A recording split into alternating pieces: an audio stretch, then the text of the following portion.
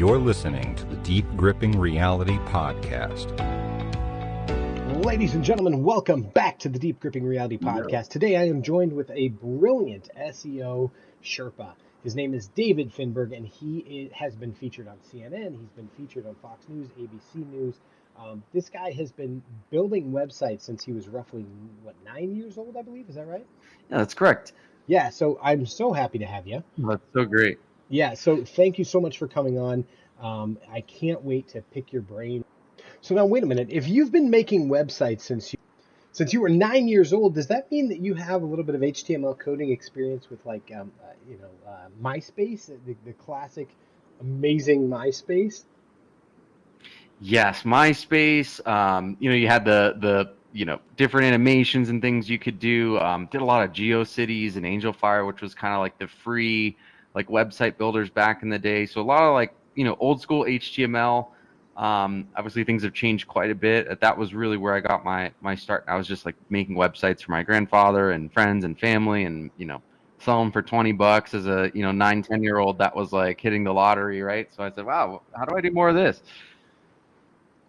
So it's interesting. I dabbled in the dark arts. If you remember, Lycos Tripod. Oh yeah. Yeah. So Lycos and Tripod were where I got my feet wet with HTML coding and playing around with that. And I that was way early on. I've kind of stepped away from that, and I got into sales for a while, and then I did some marketing. And I found that there are a lot of things that I never thought in a million years when I came back to digital marketing that HTML coding would still be kicking. It would still kind of be the go-to. You know what I mean? It's crazy that that's still our language. You know what I mean? It's still here. Yeah. So it's important to have that. From a developer perspective, I do a lot more with digital strategy in terms of social media and an omni-channel approach to digital marketing. But if I've done my research correctly, you are big into data-driven results and real analytics-driven. Is that right? Absolutely, that's 100% correct. We're big believers of data is the cornerstone of your success, right? And so often we get into people's marketing campaigns and they're missing the data, or they have wrong data or bad data, or maybe they have great data but they don't have the conversion tracking set up. And so we really like to start with setting up your Google Tag Manager, setting up your Google Analytics, potentially installing a call fire tracking number, or some kind of call event system or form fill event, so that we can really effectively measure and manage the different channels and start the foundation of the journey with the roadmap, right? And so many people are what we call ready to climb the mountain and ready to jump into the digital marketing realm, and far too often, right, we don't have a clear understanding or roadmap of where we're trying to get and how we can get there. And so yes, as digital Sherpas, our job is to know the terrain and to really make sure that we have the right indicators, alerts, and green flags, red flags set up, so that as we're optimizing the account, we can have some quantitative analysis around what's working, what's not, and not only providing insights around the SEO, but maybe their social media or maybe their email marketing, right? And when you set up Google Tag Manager, Google Analytics, the GA4 is like the new version of Google Analytics. So if whoever here knows about Google Analytics 4, it's kind of like Google Tag Manager and Analytics combined.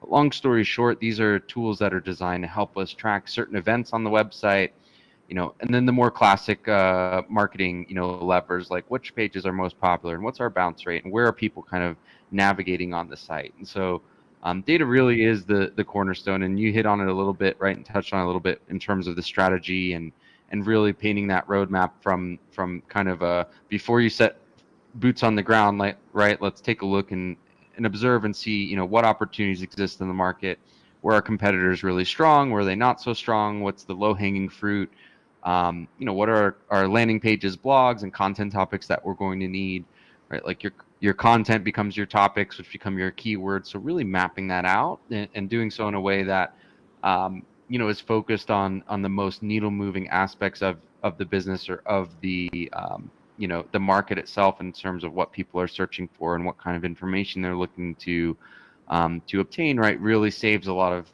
time and headache. I mean, a lot of SEO, and people may or may not know this, it's a marathon, not a sprint, right? And so when we're on that marathon, it's really important that, you know, every step taken is in the direction that we want to go into, and we have the right, you know, data analysis and roadmap to be able to get there in the quickest, most efficient, highest ROI way possible.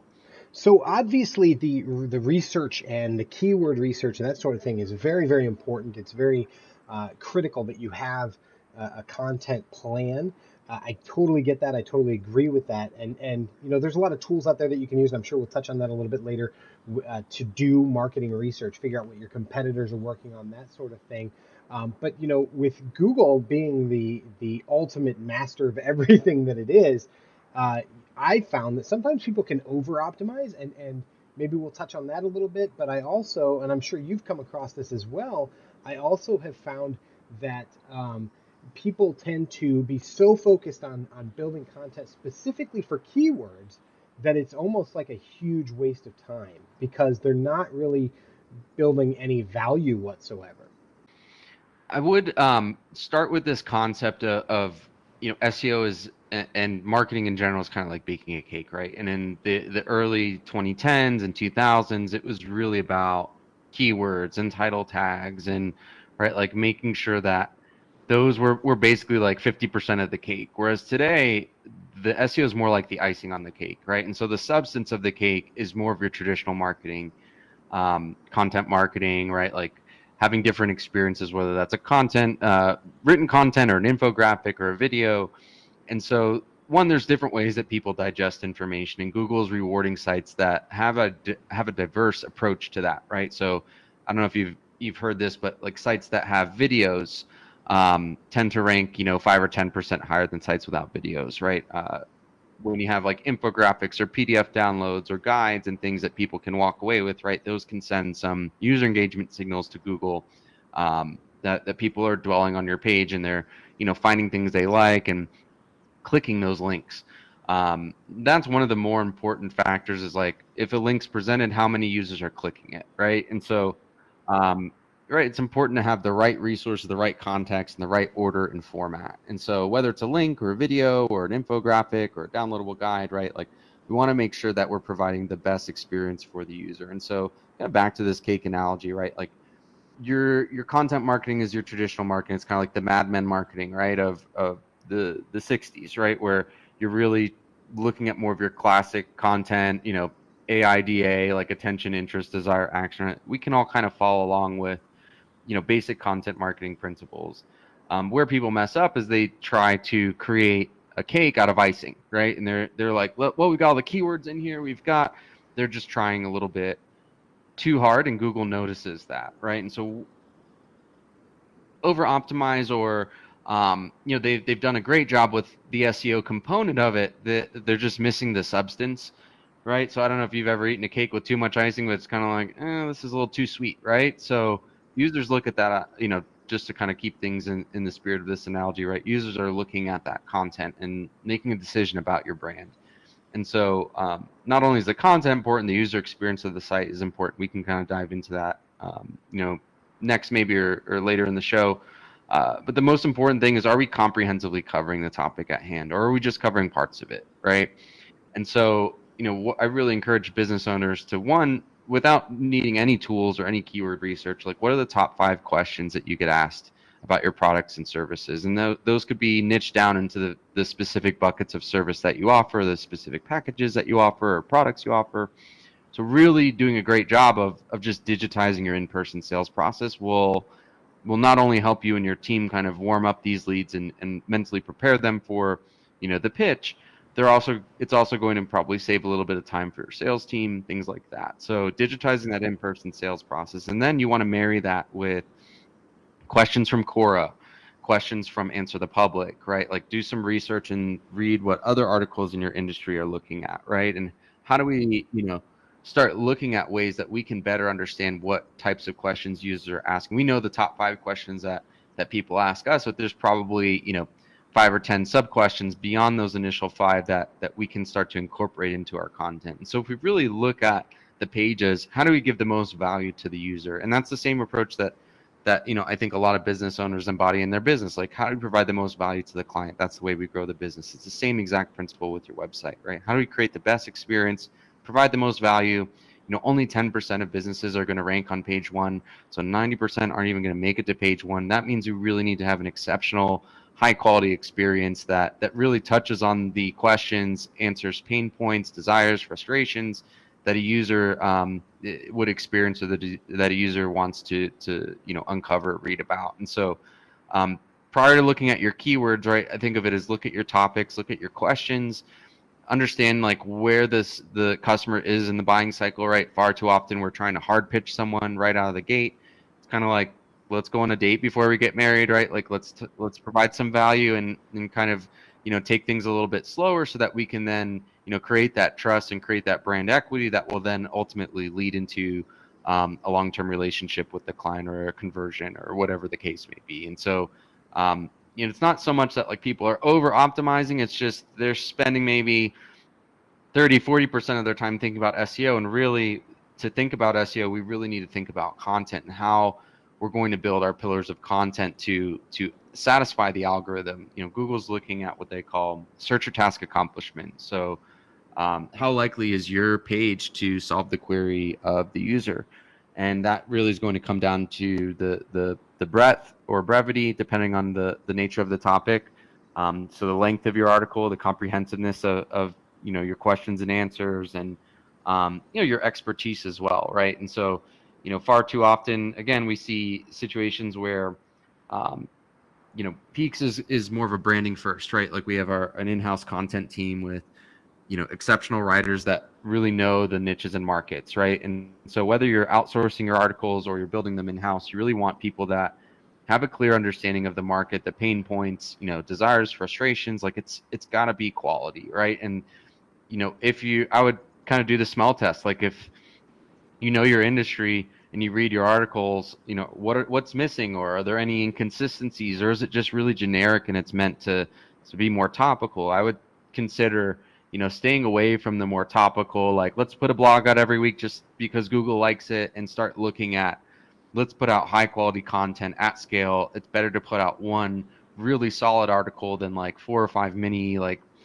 moderate or like average articles, given that only 10% of businesses will rank, really need to have best in class content experience. And so if you start there, you'll be on track to make it up the rest of the journey, right? And then the SEO icing is just your headings and your titles and some of the areas that we traditionally know as classic SEO, like needle movers or lever pullers. And if you kind of marry the two together, and also kind of plan those articles out, and you can use tools like Ahrefs and SEMrush, and there's a lot of great tools out there that can help aid you in this process. Or you can hire an expert to just come to you with the whole game plan, regardless of what season of business you're in, or whether you have in-house or not. These are the things that I would be looking for when really getting serious about your content and SEO strategy. Yes, yes, yes, yes, yes. I'm so glad that you're on the show. You speak my language, and you do it in a way that my audience is going to love. You mentioned SEMrush. I have to say, I absolutely love SEMrush. I use it all the time. It's a fantastic tool. They have an SEO copywriting assistant that's super helpful. They have research. They have ways that you can track what your competitors are doing. It's a fantastic tool. There's a lot of them out there. And since analytics has to play kind of a key role in developing a strategy, I could not agree more that you need to do your research. I mean, you may be an expert on a topic, but you have to use tools like you mentioned. You mentioned answer to public core, that sort of thing. You have to make sure that you understand what it is that your audience is looking for before you can really dive into giving them what they want. And I think that that's something that so many people, so many companies tend to miss when they're building out their content strategy, especially on like social media or whatever. They'll post to post, because like on social media, you want to post as much as possible. The more you have, the better you do, right? On SEO, that's not always the case. I love that you're talking about value, because I'm a firm believer in value first always. It's literally something that I preach like it's gospel. And I have to say, as much as I am all about using different tools, SEMrush is a great tool for this, and using different keyword tools to figure out long tail keywords and short tail keyword, all that stuff. You talked about over optimizing. I am sad to say that I was very unaware until very recently of Quora. And I've been doing this a while, and I didn't realize just how valuable that is, because you're right. You want to start with your key content, and the your top FAQ, and build content off of that so that you can speak to your expertise. But a lot of people, myself included, when giving advice and things like that, I would completely not know where to go. And so I'd use tools like Answer the Public, I'd use things like Google's Keyword Planner, but then I would be at a loss, because imposter syndrome kicks in, and you're like, I don't know that I know this audience as well as I thought I did. And so, when you brought up Quora just now, I was like, oh God, I love that tool. I wish I would have known about it sooner. Because like I've been doing digital marketing for quite a while now, and Quora is such a fantastic tool to get inside the heads of people, and figure out what it is that they want to know, and questions that they're asking or maybe afraid to ask the general public. It's just a fantastic tool for SEO and figuring out what kind of content to build. That's okay. Yeah, it's still relatively. It's a newer platform. And like Answer Public's been out for 10 years. I think Quora's been out maybe 5 or maybe longer, right? But it is becoming bigger. Yes, and it's Yeah, such a great becoming, tool. I yeah, mean, but there's so many great tools out there, right? I mean, yeah. the reality is that there's so many tools out there that it's hard to know what's good to use and what's not to use. So, for example, I would love to pick your mind here and get you, what are your thoughts on AI copywriting assistance and things like that? I've had some experience with it. Before I dive into my thoughts, I would love to get yours, like the cheaters, if you will. So there's a stance on John Mueller, who's kind of the head of Google SEO, and he says that these tools are not approved tools. Right now, to be fair, how can you really tell what's AI and what's not? Right. Well, we've used some tools like Conversion AI, and we use them for things like very low impact things like reputation management review responses, or something that's just it can be automated. And when you look at the content, and a lot of these tools are using databases from like 2018, there's a lot of factual inaccuracies in a lot of the data that we've seen coming out of these tools. Now, they're great to kind of, for a quick layup, like kind of alley-oop things, help you rewrite a sentence to make it sound better, things like that.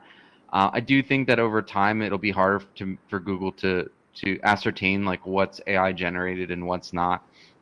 One consideration though, and we see this all the time in some of the Facebook groups that I'm in, it's like, just wrote this article in 15 minutes, like it's already getting hits, right? So there is a school of thought that says like this can work. I think it's more of like lower hanging fruit niches, or maybe in other countries where SEO in these markets isn't as saturated. But truly, I see it as there's definitely like, I know among our team we're like, oh, will AI be taking anyone's jobs, or like we'll be using this to like scale up our content team? We have like 4 or 5 writers, so that's always like that kind of question. And where I see it today is maybe in the next 5 or 10 years it'll get to a point where Google or some of these tools will help you write ads and things like that, and the machine learning's coming down the pipeline no matter what. And I think it's exciting to be able to create value with these tools. Now, where I think the tools fall short is a lot of them don't create substantial value. They create value in the sense of like, well, we were able to write 900 words. But if you read the article, how accurate is it, right? Is there any original analysis? Is there any original research? Or, is this literally just like recycled garbage from like other articles that just sounds good, right? And I think where we're at today is this is recycled garbage that just sounds good, right? It's a shortcut. And I'm a big believer in usually the best way to do it is the hardest way, but we don't always have to work harder. We can work smarter. And so I'm excited for these kinds of things. I just don't think that in today's market, and this probably will change over time, today's market, you can't substitute like a high-end writer or copywriter. It's just not at that level yet. Now, there may be, Elon Musk might have something, right, that can do this, but right now no one is really at a point where, one, the databases that are being used are from 2018. Of course, new databases will come out. Just two, like I see that it'll mix up different brands, and it just isn't to me, and it's off. And we're the type of, in the type of industry where, you know, good versus great is the difference between like page 1 and page 3, right? And so, if you're not in a super competitive market and you want to use some AI tools to help you refine your content, these tools are a great aid.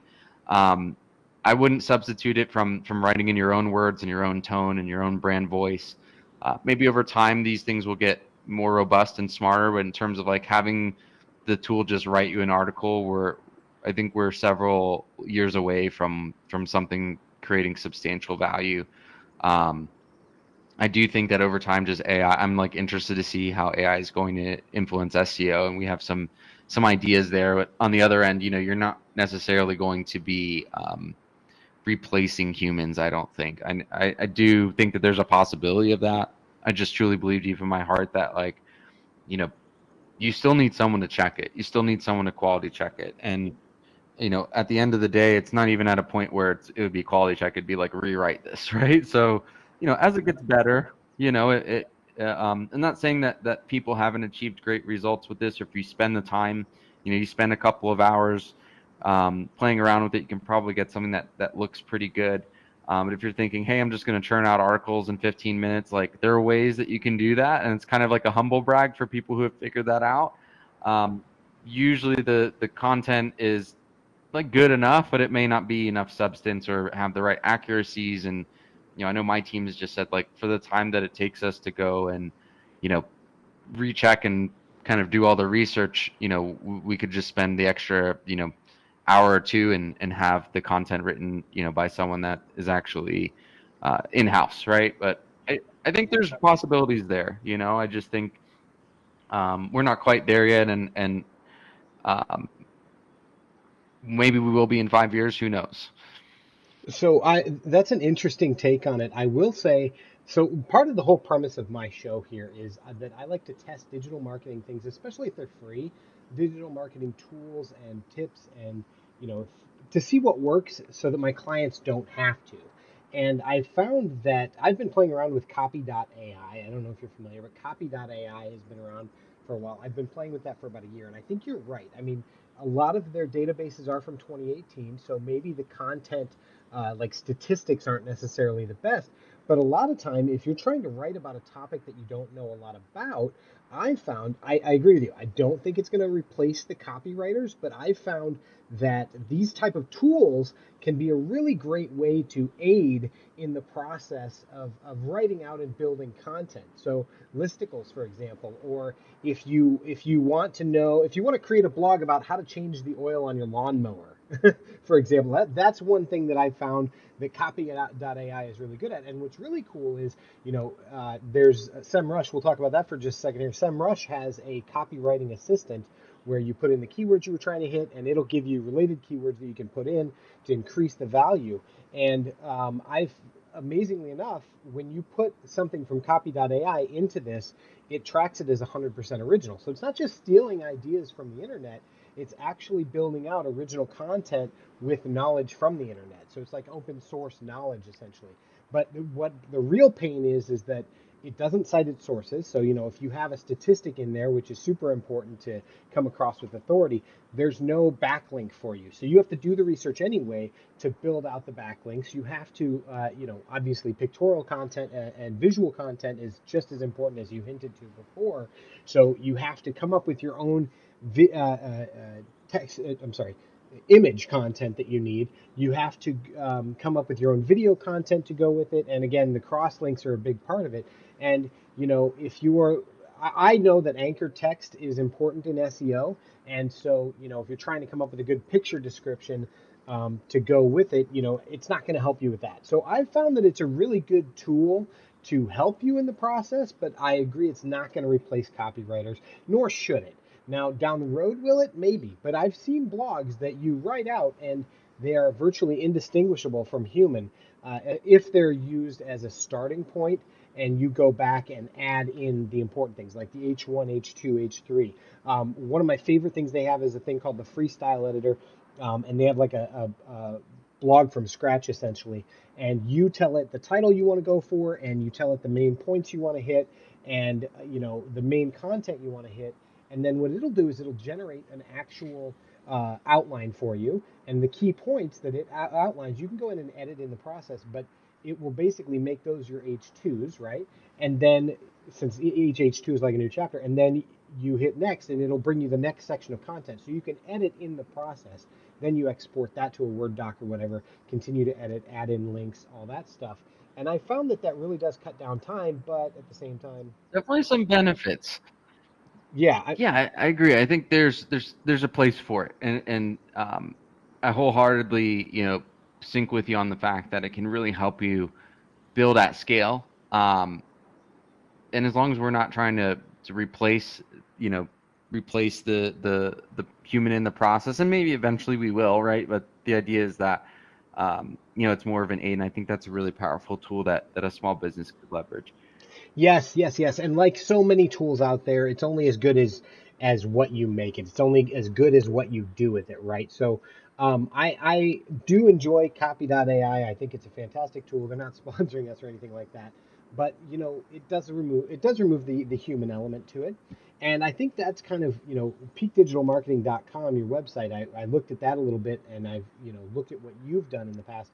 And I think that you have a really unique approach. So, if the listeners of my show wanted to look at your team and talk to your team, can you tell me a little bit about what it is that you do in the process, and how you would be able to help with that? Like, what's the personalized approach? Say somebody comes to you with a fresh website that they just had built from somebody else, and they want help SEO. We'd love to help. We're a little bit different in how we approach things. We really think that there's about 6 to 7 core areas of SEO. And so what we do is we actually offer a full fractionalized team of different experts, right? And so it used to be like you just kind of need a content writer or someone that could help with the website. Now today it's obviously much more comprehensive with just the number of people getting online. And so our audit process looks at all the different areas of your website. So your content, your backlinks, your page speed, your on-page signals, your reputation, things that your user experience, and like the flow of your site and how it kind of interlinks, and what kind of experience the user visually has across the website, and how that stacks up with your competition. And so we really like to say that it's a marathon, not a sprint. That said, we want to hit the ground running and find all the opportunities at the very beginning. Kind of back to the beginning of this show, right? It was like, how do we know what the entire roadmap is before we set foot on that journey? And so our process is, when we run an audit, we're looking at all 6 or 7 of these things prior to even signing a contract, right?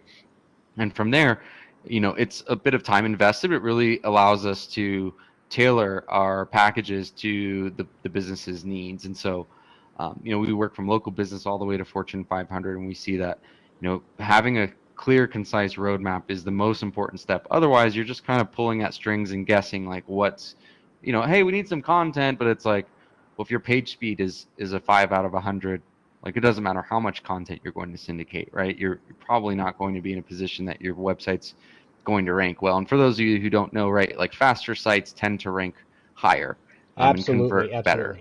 And so, we really look especially on mobile, right? And so we're looking at these kind of 6 to 7 core areas, right? Your backlinks, your page speed, your content, your user experience, your reputation, different ways that your analytics and the tracking and how things are set up, competitor analysis, right? And so we really look at this as you do need an entire team of individuals supporting you on this journey. It's no, just having a web person or a content person is frustrating, right? As a business owner, you're trying to scale, and to us, it's like, why hire 1 or 2 people that can only do 1 or 2 things, or maybe are jack of all trades, master of none, versus having that full fractionalized team of experts come in and address all of these different areas within the first 30 days, start moving the needle in these different areas, so that by month 3, month 4, month 5, there's a strong possibility that you could be on the first page, or very close to getting to where you want to be. And so that's how we're a little bit different, is for less than the price of 1 person, you can get a whole team full of people that are each experts in their individual fields, right? So analytics, backlinking, page speed, and we can help you improve that content, improve your page speed, redesign the site, whatever the hurdles or barriers to entries are for the success of your campaign, then put together that custom roadmap with a few different packages, right? Like a good, better, best. And I think when Okay, look. Sorry to cut you off, but you just touched on something that I really want to ask you about. For those that don't know, Google has a great tool called I think it's called the Page Experience tool or something along those lines. But it's the Google Page Speed Index or something. But there's a great tool that you can use to check out the load speed. Now, what I've found, and for the life of me, this drives me crazy. Sometimes you get a thing where what's slowing down your page is actually Google's plugin. it's So typically not Google's, not to like disagree with you, but I would say Google's codes will slow your site down, but typically it's third-party resources that are being loaded that cause the biggest impact to your site, right? So right, okay, So Google would be an example of this, but another would be like your Facebook script. Another might be like if you're doing like a Reddit advertising campaign or an email marketing pixel, like any kind of pixel, tracking code, Hotjar, heat mapping, you're using a third party to like, we have one example is like we have a site where they sell fitness equipment and they have a split payment app, right? And they're on Shopify. So like typically the more apps, scripts, and tracking that you have on the website, the harder it is to optimize for speed. Now, the cool thing is these are all solvable problems, right? We've got a really awesome developer here, Reese, and a couple other developers that all they do is page speed optimizations. And typically what we see is that, third-party scripts are one of the biggest, kind of uh, biggest things that'll turn your site into molasses, right? Is if you have too many third-party scripts. And so Google is a third-party script, and you're right. Google's scripts can slow down the site, but it's really in how we load the scripts and how the order of which we're presenting the content. And so what a really great page speed optimization job looks like is tweaking the loading order of the site to show content to the user as quickly as possible and prioritizing that load of your above the fold content and different elements that a user would first see first, right? Before we load, our review widgets and our tracking scripts and, things that are the chat bot, right? The CAPTCHA that is only on one contact form on the contact page, yet it's loading everywhere on the site kind of thing. So, it's really kind of a custom audit that we do. And then we actually go into the code and it's a testing process, right? You really need someone that is well versed in development to be able to test things, because the goal is to speed up the site without breaking any functionality. And you might find that as you're reordering the way that certain things load, there may be other repairs and fixes that may need to be applied in order for that sequence to work correctly. And so page speed really is it's really one of our bread and butters, one of our specialties here. And one of the most important things that I would say in terms of a tidbit, just like a good starting point for someone is there's kind of two things, right? Like your images, most people are optimizing images when they load them, but some people aren't, right? And when you save that file in Photoshop, it might be optimizing it. Or if you're uploading, a picture from your phone, right? Like that image could be a couple megabytes. Like our cameras now are, 10, 12, 20 megapixels, right? So, or if you're getting like that file from your designer, right? They're always concerned about fidelity and crispness and like making sure that it's got, people can zoom in and see the detail, right? But there's a certain level of like on a phone, most people aren't going to be able to even zoom in that far, right? So it's really about having the right scaled imagery, making sure that you're not uploading like full res, like 5,000 by 5,000 images, right? Like these are more of the huge, like big offenders that are easier to deal with. Once you get beyond that, right, it's more about, right, like installing WebP compression. Like there's different things that you can do with your images. So WebP is definitely a big component of that. The second thing is like Google Tag Manager acts as a container for a lot of those scripts. So, instead of loading your Facebook script and your analytics and Google Tag Manager and Hotjar or, Yotpo or some kind of, insert third-party service here, you can just have Google Tag Manager and combine all those scripts into Google Tag Manager. Google Tag Manager is actually going to be, right, Google has these huge networks and servers, and right, they can communicate with Facebook faster than your users' internet can communicate, especially if they're on like a 3 or a 4G, right? Like having that Facebook pixel, like you're loading Google, then you're loading Facebook. So before your website loads, it needs to go to Google, then it needs to go to Facebook. If you just had it all in Tag Manager, all it has to do is load that one tag, and then within that container, you have your remaining tags. And you can actually delay those tags or have them fire on certain pages, right? There's different strategies where, maybe you might lose a few seconds of data, but you're actually like getting rid of all the people that bounced away, right? And so delaying those scripts or waiting until they load on, display on mobile loading. So like you can wait until the users, the hero or the first part of your website, for those of you that don't know what a hero is, it's kind of the first part of the website that you land on, right? Does your Facebook script really need to load right away? Or does your Yotpo or your chat widget? Like probably not, right? And so we can delay those scripts.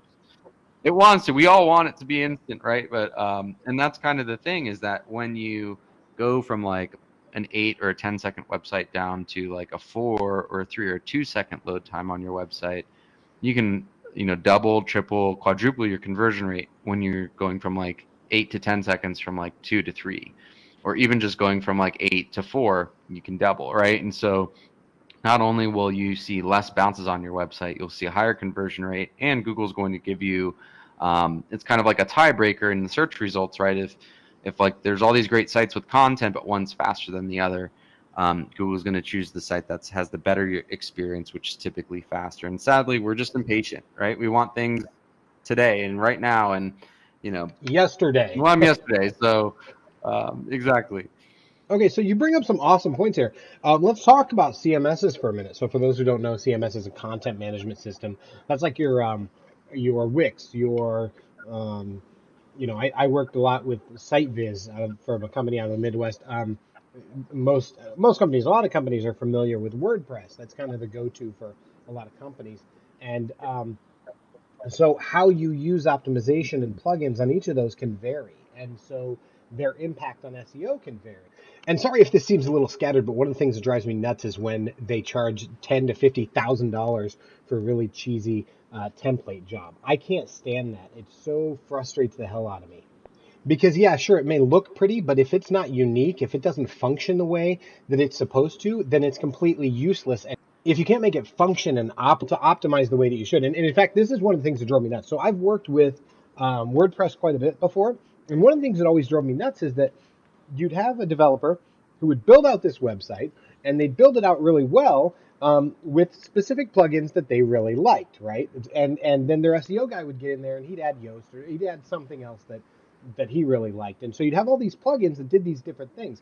Well, if they're not regularly updated, then they cause interference. They can slow down your website. And on top of that, you'd have another developer come in a little bit later, and they'd look at all the plugins and they'd go, yeah, I don't really like that plugin. I don't like this plugin.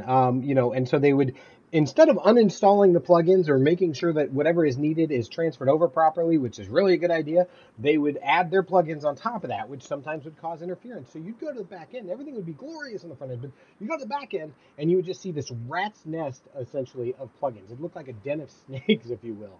And that drove me nuts because it's one plugin on top of another on top of another. And overall, that would be like trying to undo cords on the back of a TV on Christmas.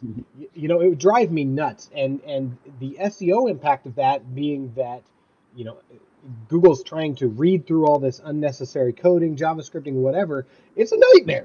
I mean, it's an absolute nightmare. So, that really drove me absolutely crazy. And I would love to get your thoughts on that. Okay. I would love to get your thoughts on the workaround of that, on whatever. Just go.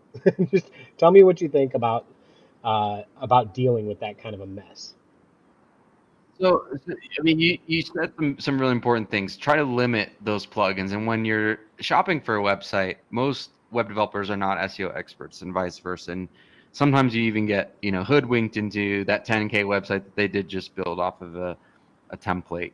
We like to use Divi and Elementor in terms of our templates. We find that they're Clean, easy to use. They don't require a lot of third-party scripts. They just have a lot of built-in functionality. If you've already had your website, the goal is to try to maybe even hard code the functionalities of the plugins into the theme so that you don't need the plugin as a whole, or limit the use of the plugin to places where you just need that plugin to go. But you're right, it can sometimes be frustrating when you have something that looks really great on the front end and it was everything you wanted, and then you log into the back end, you're like, oh my gosh, like this thing is like duct tape and bubble gum, A right? So dumpster fire. this is dumpster fire, right? So step one, make sure if you're building a website that you get some quotes or work with a team that understands the development side of it, not just someone who knows WordPress. Two, you may find that building a site that's really easy to edit, like WP Bakery, or they have like these visual drag and drop builders, tend to be very code heavy. They're not super clean for Google to crawl. They tend to have a lot of JavaScript in them, and they're just harder to optimize around for speed. And so Elementor and Divi are good places where they're kind of the exception to the rule. But in general, if you're going for max speed, I would probably tend to avoid drag and drop builders, which does kind of compromise functionality if you're kind of a do-it-yourselfer, right? That said, the benefits of having fast site speed will offset any costs that you would, hopefully offset any costs, and assuming your developer isn't like exorbitant, right, should offset those costs. So it may make, small edits a little more tedious. The other thing that we really love, and, on the topic of like first-party platforms, Webflow is exceptional. We love Webflow. We actually have our site built in Webflow. I love WordPress and Webflow. I stay away from Shopify and Magento. Although Shopify has come a long way, it's really not designed for core web vitals and page speed, although we can optimize for it and get it to a place of speed. Typically requires some additional legwork to do so. Magento is more your like enterprise grade. Like we have like 20,000 products, and if you have that kind of website, right, it's pretty hard to move away from. So people tend to stay on Magento, but that's another platform that's a little more difficult or trickier to optimize. With Webflow, if you're familiar with Webflow, it's very much like Wix or Squarespace. It is more advanced than those two platforms, so it's a little more like Photoshop when you log into the back end. It's kind of like a mix between like a like a Dreamweaver or some kind of like technical platform mixed with a drag and drop editor. What we see is the code is extremely clean. The site speed is usually out of the box pretty fast. And it just makes life really easy. You can like kind of code and template things out. So if you have like, typically we build all of our sites custom, but at the bottom of the page, we might have like related blogs. Now, if we want those related blogs to go elsewhere on the site, since it's already built out, it's very easy to kind of code that in and say, well, on my resource page, I'd love to have this related blog section here as well. And instead of having to go and kind of manually recreate that. WordPress, you can do this sometimes as well, but Webflow makes it really easy to, have certain sections or elements on the site that can be templatized and consistent so that you're not like reinventing the wheel, and just makes life really simple. It does have a little bit of a learning curve. We've trained our developers on it, and at first they're like, what the heck is this? But once they play around with it, they're like, this is awesome. I don't know if I'd ever go back. And when you look at the code, it's just extremely clean, extremely crawlable, fast speeds. Wix has come a long way on their page speed as well. I think Wix is a good option. Squarespace tends to have more page speed issues. But I would say like right now for us, Webflow, I've seen some sites built in Doodah, and there's, a zillion platforms out there. I'd say Wix, Webflow are two great options that you can consider if, you're building a new site or you're thinking about a refresh. WordPress tends to have a little bit more SEO optimization, right? You can customize it a bit more, whereas Webflow does not have as many third-party plugins, and things tend to be, if you're looking at integrating things, you need more of a developer to kind of handle those webhooks and things like that for you.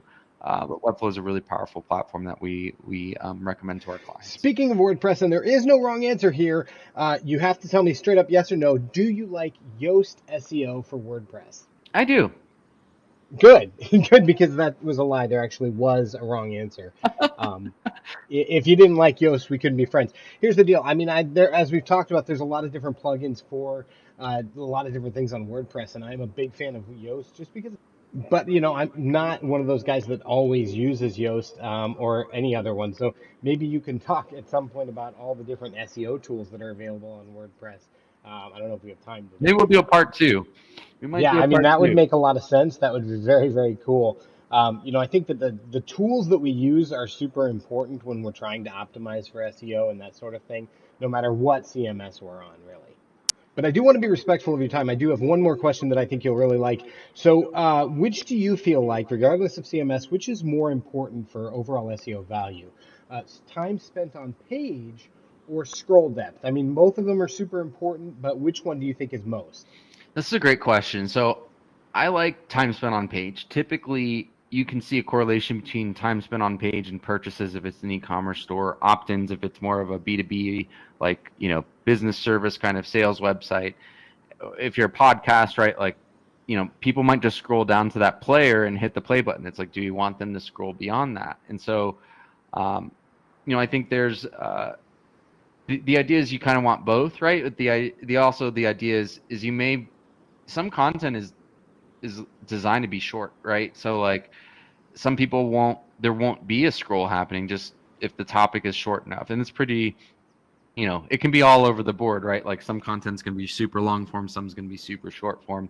What I would encourage is, keeping people on the site as much as possible. So making sure that you have like your links opening in new windows, that you're not taking people away from your page is really important. And I think if you have like a podcast player and maybe you have like some resources at the bottom that you can share, you're like, hey, we're giving away like a PDF guide of the top 5 things David said at the bottom of this article, right? And then you can kind of achieve the best of both worlds, where you're getting someone to stay on that page while still getting them to kind of have that scroll depth. Scroll depth is important. To me, it's more about like the pages per session, maybe interlinking with other blogs or other podcasts or other services or pieces of content on your website, tends to boost that dwell time. So like typically, 3 minutes, like 2 to 3 pages, 3 to 4 pages, like those are really good user metrics.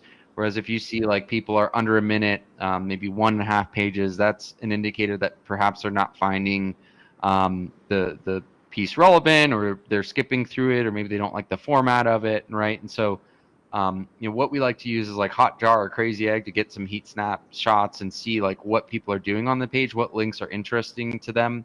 Then you can actually set up a Google Optimize A/B split test, which is like another tool from Google to maybe test a couple different versions of your page and see how you can get that dwell time up.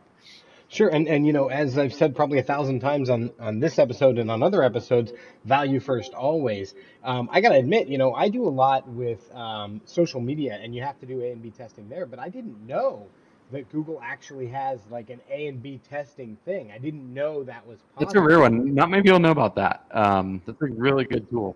Yeah, I'm impressed with it. I mean, I really like, you know, Google has so many great tools if you really want to talk about it. If you use all of them, you can't go wrong. Absolutely.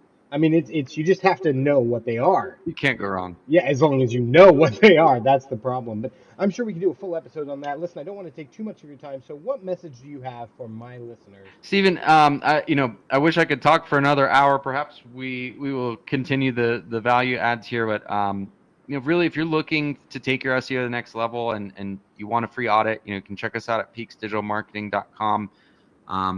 One last little tidbit to take a look at on your site is, check for broken links, things that might impact that user experience. I think that's a huge opportunity for people that are, looking to establish a stronger foundation or start doing some spring cleaning on their website.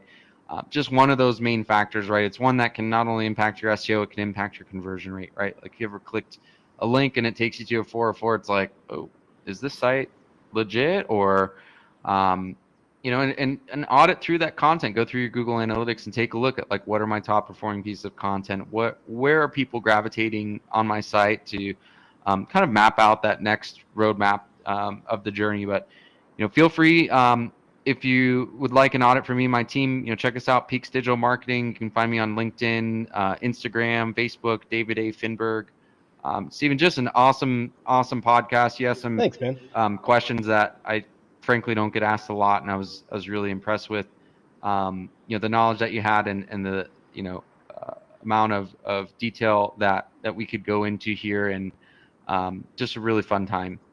Well, listen, David, the pleasure was truly all mine. I can't stress enough just how much I appreciate you coming on the show. Peak Digital Marketing out of Denver, Colorado is the company. The man is David Finberg. He is an SEO genius, and it's been a true honor having you on the show and nerding out with you a little bit. The downside to recording here is that, one, I couldn't take notes, and second, I couldn't add in an awesome laugh track, or I love that. like an applaud track. I would be like, yeah, go us. That was awesome. So much fun. Thank you so much, sir. Steven.